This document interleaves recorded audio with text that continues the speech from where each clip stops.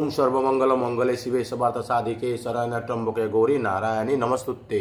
ये दुर्गा मंत्र मैं मातिलो क्यों दुर्गा पूजा अर्थात शारदीय दुर्गा पूजा दुर्गा उत्सव आहि पालेहिए 21 तारिख महालयार महालयार किछुदिन पिछते दुर्गा पूजा आहिब आजिकाली दुर्गा पूजा किछुमाने दुर्गा उत्सव बुली कय किछुमाने आको रेड एफएम तो डुगु डुगु दुर्गा दुर्गा अर्थात जे নহক शारदीय दुर्गा मा आहि पाइছে मा आकছে বুলি बंगाली सकले कय दुर्गा पूजार जी शरत कालर शारदीय दुर्गा पूजार जी माहात्म्य ताक कय शेष কৰিব নোৱাৰি। এই दुर्गा पूजा इमान भारतवर्ष धूमधामेৰে अनुष्ठित কৰা হয় কি কওঁ আৰু এই দুৰ্গা পূজা সম্পৰ্কে আজি মই আজি দিনটোত দুই আখৰ নকৈ আপোনালোকক থাকিব নোৱাৰো। অৰ্থাৎ যিখিনি কথা মই দুৰ্গা পূজা সম্পৰ্কে আজি শৰ্ট ভিডিঅ'টোত কম হয়তো বহুতেই জানিব, কিন্তু যিসকলে নাজানে তেওঁলোকে এই ভিডিঅ'টোত চাই উপকৃত হ'ব আৰু তেওঁলোকে দুৰ্গা পূজা সম্পৰ্কে কিছু জানিব পাৰিব তথ্য।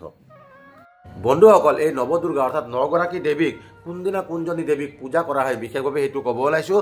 দুৰ্গা পূজাৰ প্ৰথম দিনটোত মা শৈলপুত্ৰীক পূজা কৰা হয়, দ্বিতীয় দিনটোত মা ব্ৰহ্মচাৰিণী, তৃতীয় দিনটোত মা চন্দ্ৰঘণ্টাৰ ৰূপত পূজা কৰা হয়, চতুৰ্থ দিনত মা কুষ্মাণ্ডা, পঞ্চম দিনত মা স্কন্দমাতা, ষষ্ঠ দিনত মা কাত্যায়নী আৰু সপ্তম দিনত মা কালৰাত্ৰি আৰু অষ্টম দিনত মা মহাগৌৰী আৰু নৱম দিনত মা সিদ্ধিদাত্ৰীৰ ৰূপে। এতিয়া মই আপোনালোকক ক'ব ওলাইছোঁ যে আমাৰ পেণ্ডেলত দুৰ্গা পূজা পেণ্ডেলত কোন দিনাৰ পৰা মেইন পূজা ভাগ ষ্টাৰ্ট হৈ যায় সেইটো হ'ল মহাষষ্ঠী পূজা। অৰ্থাৎ ষষ্ঠী পূজাক বেলবোধন বুলিও কয়। বেলগছৰ তলত বেলবোধন পূজা কৰি উঠি দেৱীক পূজা আৰম্ভ কৰা হয়। তাৰপিছত সপ্তমী পূজা, তাৰপিছত অষ্টমী পূজা, নৱমী পূজা আৰু বিজয়া দশমী। এইবাৰ আহক এই দুৰ্গা পূজা কোনটো দিনত কি পূজা পৰিছে সেই বিষয়ে সবিশেষ জানি লওঁ।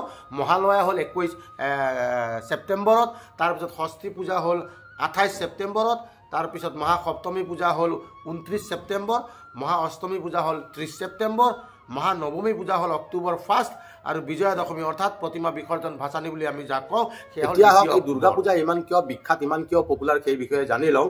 এই দুৰ্গাৰ ভিতৰত মা দুৰ্গাই কি কৰিছিলে না, একদম দস্যু অসুৰ ইমান মানে সৃষ্টিত ত্ৰাহি মধুসূদন বুলি কয় চাওঁ। ত্ৰাহি মধুসূদন তেওঁৰ অত্যাচাৰত না সমগ্ৰ বিশ্বৰ দেৱতা হওক মানুহ হওক জীৱ হওক মানে ত্ৰাহিমান হৈ গৈছিল হয় না। মহিষাসুৰ, সেই মহিষাসুৰৰ অত্যাচাৰত যেতিয়া ইমান বাঢ়ি গৈছিল না, তেতিয়া সেই মহিষাসুৰক বধ কৰাৰ কাৰণে দেৱীয়ে নিজেই দুৰ্গা ৰূপ ধৰিছিলে আৰু সেই অসুৰক বধ কৰি এই সৃষ্টিত শান্তি স্থাপন কৰিছিলে। গতিকে আমি প্ৰতি বছৰে সেই দিনটোক স্মৰণ কৰাৰ কাৰণে অৰ্থাৎ দুৰ্গা পূজাত যে অসুৰক বধ কৰি কেনে পৃথিৱীত শান্তি স্থাপন কৰা সেই বস্তুটো চিৰযুগমীয়া কৰি ৰখাৰ কাৰণে প্ৰত্যেক বছৰে সেই বিশেষ দিনকেইটাত আমি দুৰ্গা উৎসৱ পালন কৰোঁ আৰু প্ৰতিজ্ঞাবদ্ধ হওঁ যাতে সমাজত এই দুষ্কৃতিবাৰ মহিষাসুৰূপী যিবিলাক দুষ্কৃতিকাৰী আছে সিহঁতক অকল মা দুৰ্গাই কৰিলে নহয়, আমিও যাতে মা দুৰ্গাৰ লগত শক্তি আয়ত্ত কৰি মা দুৰ্গাৰ পৰা শক্তি লৈ সেই অসুৰৰূপী মহিষাসুৰবিলাকক বধ কৰিব পাৰোঁ আৰু সমাজত শান্তি স্থাপন কৰিব পাৰোঁ। তাৰ কাৰণে আমি এই দুৰ্গা পূজা প্ৰতি বছৰে অতি উলহ মালহেৰে ধুমধামেৰে আমি উদযাপিত কৰি আহিছোঁ বন্ধু।